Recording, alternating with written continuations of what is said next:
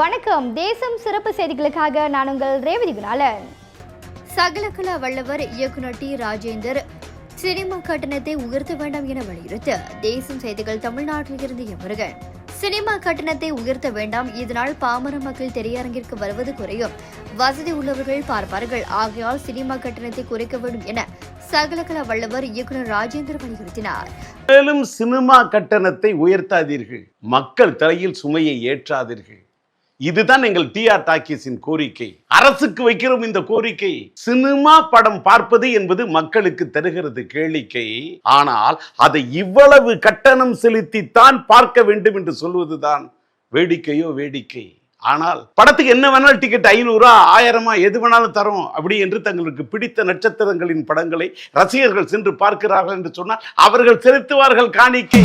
அது அவர்களுக்கு வேண்டுமானால் இருக்கலாம் வாடிக்கை.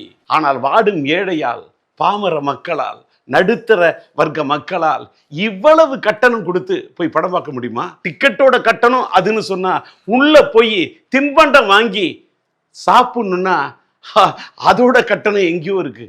அப்ப மக்களால இன்னைக்கு சினிமா படம் பார்ப்பது என்பது குதிரை கொம்பாக ஆகிவிட்டது. அந்த காலத்து சினிமாவை எண்ணி பார்க்கிறேன். மறைந்து விட்ட தியாகராஜ பாகவதர் ஐயாவா இருக்கட்டும், மறைந்து விட்ட நம்முடைய பியு சின்னப்பா காலம், அன்னைக்கு எப்படி சினிமா கொடி கட்டி பறந்தது, வருட கணக்கில் ஓடுச்சு. அடுத்து பார்த்தீங்கன்னா மறைந்து விட்ட மக்கள் திலகம் எம்ஜிஆர் ஐயா, மறைந்து விட்ட நடிகர் திலகம் சிவாஜி கணேசன் அவர்கள் காலத்தில் சினிமா எப்படி இருந்தது? திரையரங்களில் ஜே ஜே என்று கூட்டம் வழிந்தது. நம்முடைய சூப்பர் ஸ்டார் ரஜினிகாந்த் அவர்களுடைய காலமாக இருக்கட்டும், சூப்பர் ஆக்டர் கமலஹாசனுடைய காலமாக இருக்கட்டும், அவர்கள் காலத்தில் சினிமா எப்படி இருந்தது? மக்கள் அனைவரும் பார்க்க வேண்டும் என்றால் திரையரங்கில் வசூல் வேண்டும் என்றால் கட்டணத்தை உயர்த்தாமல் இருப்பது நல்லது. இதை அரசாங்கம் தலையிட்டு தீர்வு காண வேண்டும் என சகலகலா வல்லவர் இயக்குனர் டி ராஜேந்தர் கேட்டுக்கொண்டார். இத்துடன் இன்றைய செய்திகள் நிறைவடைகின்றன. மேலும் பல ஆன்மீக செய்திகளை தெரிந்து கொள்ள தேசம் டிவி மலேசியா யூடியூப், டிக்டாக் மற்றும் இதர சமூக வலைதளங்களை பின்தொடருங்கள். உங்களிடமிருந்து விடைபெறுவது நான் உங்கள் ரேவதி குணாலன். மக்களோடு தேசம், தேசத்தோடு மக்கள். நன்றி, வணக்கம்.